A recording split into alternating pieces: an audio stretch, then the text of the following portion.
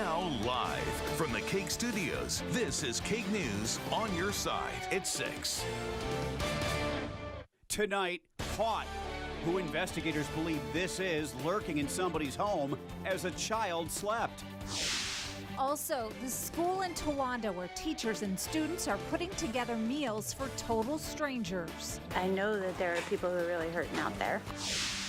And phase 1.5. The governor announces what businesses are allowed to open this upcoming Monday and which ones will remain closed and why. KAKE News at 6 starts right now. Tonight, a new plan to reopen the state more slowly. Good evening, I'm Craig DeGrelli. And I'm Deb Ferris. The state was expected to go into phase 2 of reopening Monday, but the governor's new order makes some big changes. The limit on public gatherings of 10 people will remain in place rather than being increased to 30. The new order will allow salons and barbershops to open Monday by appointment only. Fitness centers and gyms can resume, but no group classes or open locker rooms. Bars will remain closed.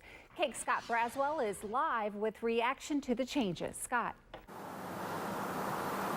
Dad, there's a lot of excitement from some of these business owners who can reopen their doors on Monday. I just spoke with one of those business owners just moments ago, and he told me he is thrilled to be back in business starting Monday morning. We are excited, so is our customer are excited too, because it's been too long.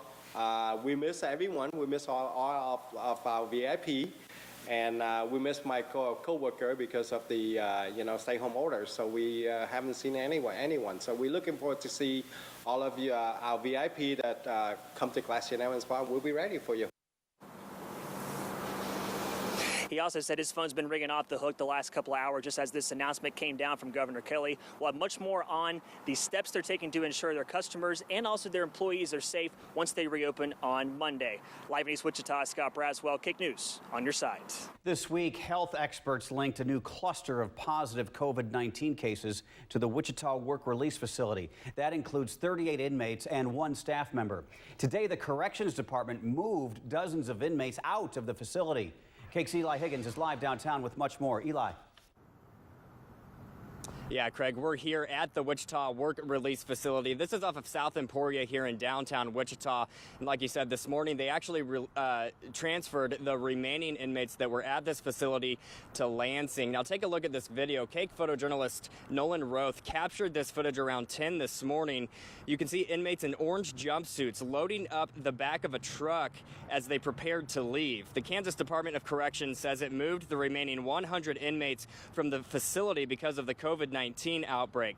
That included 39 total positive cases. 34 of those had no symptoms at all.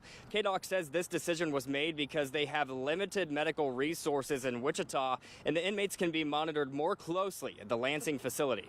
They'll stay there for at least a couple weeks and probably an indefinite period of time until the state can get back to normal and jobs back to normal, and we'll just week by week reassess if and when we can start putting some folks back at Wichita Work Release. KDOC says this does not affect the release date of those inmates. So for the ones that are close to being released, should still be released on time. For now, we're live in downtown Wichita. Eli Higgins, KAKE News on your side. This caught our attention. A food safety inspector from Southwest Kansas has died after contracting the coronavirus. The Dodge City Daily Globe reports the food inspector for the USDA was in his 50s. It is not known where he caught the virus. It is the 4th confirmed death of a food safety inspector due to coronavirus. The others in New York, Illinois, and Mississippi. Wichita City Hall will soon reopen, but it's so far from back to normal. New restrictions will be put in place after most facilities have been closed for months. KAKE's Greg Miller is here with the timeline. Greg? And the city's mayor says it is a phased and fluid approach. Keep in mind, this doesn't have much to do with the governor's plan she announced this afternoon because it is a government facility, not a private business. Dates are now set for certain things to reopen, but it still depends a lot on any future spread of the virus. She said, "Be careful, Mom." One time she slipped. Despite the signs, many people were already out on Wichita playgrounds. But Adrienne Moore's family is okay being patient. This is the first time we decided to do a picnic. Some of her family have weakened immune systems, so they stick with social distance situations. I'm trying to stay sane and safe. Above all, it has been hard just keeping the kids confined at home. The city's mayor says soon it will be time to reopen, but slowly. A multi-phased approach is already underway. Phase 1 shown in these photos. City crews are busy preparing for new safety protocols and notices when City Hall and other facilities open to the public. We are putting informational signage throughout our City Hall so that people know what 6 feet apart is and also know some of the expectations. Then on May 26th, Phase 2 begins. Visitors can come back inside, but will be asked to wear masks. Temperature checks will be optional at the door. For City Hall, some of that, the conversation we're having as we develop this policy is, making sure that people have access to the departments they need to be at for our city services, but not access to the other floors. The next deadline comes July 1st. That's Phase 3, but details still depend on coronavirus infection rates across the city and the county. But when we were here, no one was at the park. As for Moore, she's deciding to wait, but doesn't see things going back to normal for a long time to come. I'll wait a couple weeks, I think, on that. I think it's great for those people that are ready, that feel like they're ready, that feel like it's safe enough to, by all means. But for me, I think this is fine for now. Now, as for a full reopening, the mayor says that could still take months, depending on a vaccine or better treatments that may come available. Greg Miller, KAKE News on your side. All right, now to a different topic. Right now, the nation is seeing high numbers of minorities becoming ill and dying of COVID-19. Sedgwick County is trying to do something to prevent that from happening here. KAKE's Jessica Crawford on the group taking action.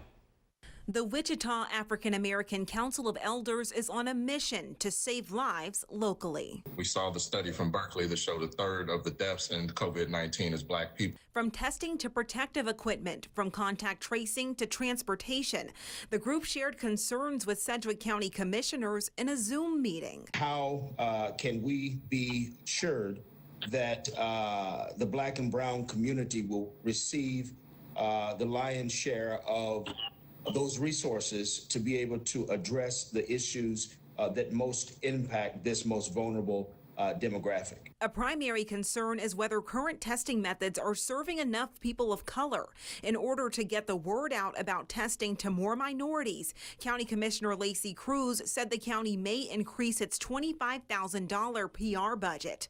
Personal protective equipment was another hot topic. When we are doing the testing, like what we're doing at Health Corps, Grace Med, the drive-thrus, could you not allow them to pass out masks and thermometers so that individuals can have those with them at home? Commissioner Cruz also encouraged community members and business owners to reach out to the county about personal protective equipment needs so that they can be provided. We're developing a solicitation of needs in the communities. At the crux of the conversation, communication that this council believes could save lives. We need to ensure that there's adequate demographic testing of the Black and brown community and that they have access to these resources, and we've got to get that communication out to the Black and brown communities. Jessica Crawford, KAKE News on your side.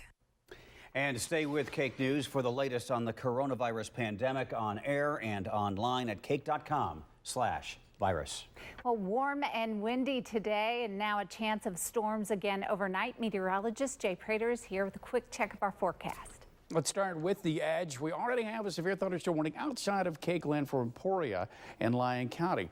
Thunderstorms are trying to get going parts of Dickinson County here, but the best threat over the next few hours will be across northeast Kansas. That's why we have a severe thunderstorm watch in effect until midnight tonight just outside of KAKE land. And even though it's a severe thunderstorm watch, isolated storms still have a chance of producing a brief tornado in addition to that large hail and damaging wind threat. Now that's ramping up now through the evening hours. for Wichita and southwest Kansas after midnight into the first half of the day tomorrow. That's our potential for some large hail, some damaging wind gusts. And for Wichita and points to the east, the potential for localized flooding because the ground's pretty saturated in a lot of spots. A lot of sunshine, a few cotton balls popping up now. We're at 84 degrees. The winds are gusting to 24 miles per hour. We're going to keep the cotton balls going here. 83 at 7, 82 at 8, 10 o'clock down to 79. Again, for greater Wichita, the risk for the severe weather doesn't really ramp up until well after midnight tonight. More on that timing just ahead. A prowler caught on camera lurking through a Wichita home while people slept. Now Wichita police have made an arrest. Next, reaction from the family that lives there. This is KAKE News at 6 with Deb Ferris, Craig Negrelli, sports with Chris Lilly, and your KAKE First Alert forecast with meteorologist Jay Prater. KAKE News on your side. Police say they've arrested an intruder who was caught on camera sneaking around inside a Wichita family's home while they slept. Police arrested a 14-year-old boy on burglary and theft charges. Remember this video? They believe he's the one going through a home last Friday around 2:30 in the morning and watching a teenage girl sleep. Angel Robinson says she's glad police caught the teen. Now she's focused on her daughter's well-being. She's not sleeping well, so I'm just worried about Naya. I'm glad he's caught, but it's sad to say that it really don't give I told my daughter last night and she still was scared and on edge and jumpy, maybe because she thinks it can happen again, somebody else or anything. So it's some relief. It's a relief to me that he's caught, but I think with Anaya it goes deeper than that. The case will be presented to the Sedgwick County District Attorney's Office. A Wichita man arrested in a deadly shooting makes his first appearance before a judge. 27-year-old Isaac Pankratz is charged with murder. He's suspected of shooting 36-year-old Sarah Phillips with a sawed-off shotgun Sunday at a home on East Murdoch near Central and Oliver. Investigators say Pankratz and the victim knew each other. Local teachers and students helping to feed the hungry. Coming up, making food packages to send to senior citizens across the country. Now your KAKE First Alert forecast with meteorologist Jay Prater. Let's take you directly to the edge. Severe thunderstorm warning just outside of KAKE land for Emporia here in Lyon County. Got a report of up to some quarter-size hail as that moved through Emporia. But let's get into Dickinson County here. Thunderstorms trying to get going between Highland and Elmo. This is north of K4, going to cross K15 over towards Navarre and potentially Chapman. We'll see if this grows and becomes a severe thunderstorm. The best prime location is going to be off to the northeast initially tonight. Look back at eastern Colorado, northwest Kansas. You do have showers and thunderstorms back off to the west. It'll be rolling in later today. Now here in Wichita, it's just mostly sunny. It is quite breezy. It's 83 degrees. We're still getting an occasional gust to about 15 miles per hour. As we head to Hayes, notice how it's 77 degrees.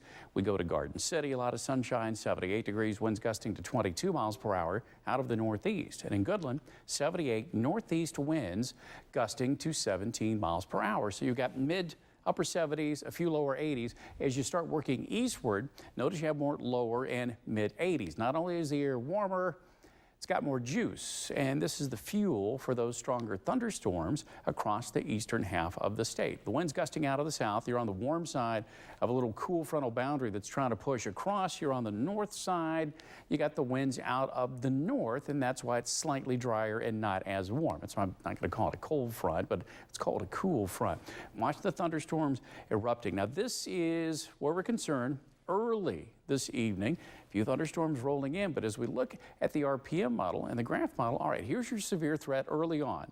There is an isolated tornado threat until about 9 or 10 o'clock. Once this forms a line, isolated tornado threat drops to 0, and it's just nothing but wind and hail.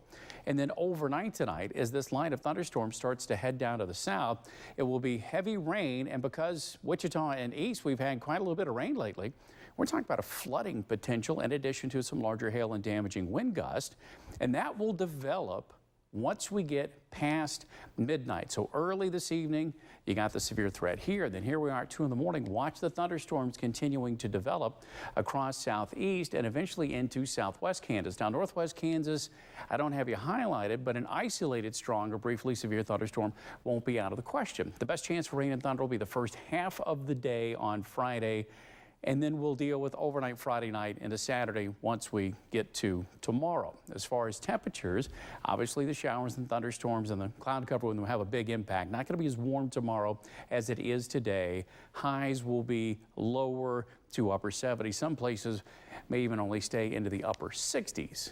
As far as Wichita and South Central Kansas tonight, past midnight is the best risk for numerous severe thunderstorms. The low down to 64. And don't discount the potential for flash flooding, especially Wichita and points east. And then tomorrow, showers and storms likely in the morning, 74. Still hanging tough with quite a bit of cloud cover. Tomorrow night could see another round of thunderstorms into Saturday. And then here comes the sun. Warmer weather ahead. Upper 70s Tuesday, 80s Wednesday, Thursday. Smaller storm chances for north central Kansas tonight. The best chance for thunderstorms early will be east of Salina. And then later on overnight tonight, a scattered shower thunderstorm. Lows in the 50s. Tomorrow, sunshine, cloud cover mix, maybe a few showers and thunderstorms, lower to mid 70s. We'll have a 50% chance of storms overnight tomorrow night. That drops to 40% Saturday. Sunday, we get that sunshine back in here. We start warming it into the 80s on Wednesday with smaller storm chances Wednesday and Thursday. And for western Kansas, showers and storms going to be rolling in from Colorado, upper 40s to lower 50s. And there's the chance for some severe thunderstorms late after midnight across southwest Kansas. And we will see a few thunderstorms, maybe a few isolated showers across northwest Kansas. Highs will be in the 70s. As far as the planter goes for southwest Kansas, we'll drop it to a 30% chance of a shower on Saturday. Big drought. Sorry, not a lot of relief here. More sunshine. Look at that warm up. 80 starting Monday. Gusty winds Wednesday. Smaller storm chance Thursday. Northwest Kansas, 72 Saturday. Here comes your sun. It dries out. Gusty winds. We're going to get into the 80s starting on Tuesday and a small storm chance on Thursday. How Kansas teachers and students are working together to feed hungry people across the country. The generosity next.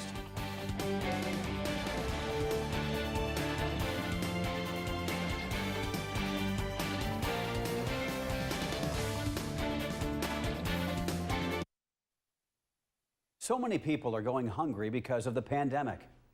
Tonight, local teachers and students are trying to make a difference by providing food not only for people in Kansas, but people across the country. Come on. How you know? It's my day.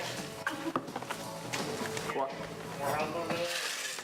It's the sound of help for the hungry. Okay. An assembly line inside Circle Middle School in Towanda. I know that there are people who are really hurting out there. Teachers like Annie Gilliland are packing up balanced and nutritious meals for food pantries across the state and country. Some people are very worried right now about not having enough to eat. So we're helping out. It's all part of what's called the Outreach Program. It calls on communities from all over the U.S. to help package up food for senior citizens who don't have enough to eat. And right now, the need is great. Now more than ever, our vulnerable populations are seeing a lot more difficulties, and our food banks have a lot higher demand. Each pack includes 7 meals, everything from mac and cheese to minestrone soup. Just add boiling water and you're set. Circle Principal Matthew Carroll says he's proud of his team. 2 shifts. We did 2 shifts yesterday, 2 shifts today, and so we'll finish up about 10, 12 hours worth of work once we're all finished. Mother and daughter Chelsea and Kira Sawyer also took time to come in and help for 2 reasons. Some people don't have as much as I do, so I get to help them. Teach them good values and make sure that they just know that there's a need and we can always find ways to help out. Gotta love it. The outreach program says it's always looking for organizations to help pack up food. If you'd like to help, all you have to do is go to our website at KAKE.com for all the information. That is great to see. Neighbor helping neighbor, if you will. Tonight at 10, we are social distancing. Some people are in quarantine. Now the governor is slowly reopening the state. But is that a smart move? KAKE News investigates what happened in 1918 during the Spanish flu, when governments reopened the economy, the lessons learned, and what it could mean for Kansas after the coronavirus pandemic. That's tonight at 10. One last check of the edge. No severe thunderstorms in KAKE land. We're watching a few pop up here, but I think they're going to stay below severe limits. All right, that's going to do it for KAKE News at 6. We'll see you again at 9 on Fox Kansas News at 9, as well as KAKE News at 10. Entertainment Tonight is next. Enjoy your evening. For breaking news and your most accurate local forecast, KAKE News is on air, online, and on your mobile. KAKE News, on your side.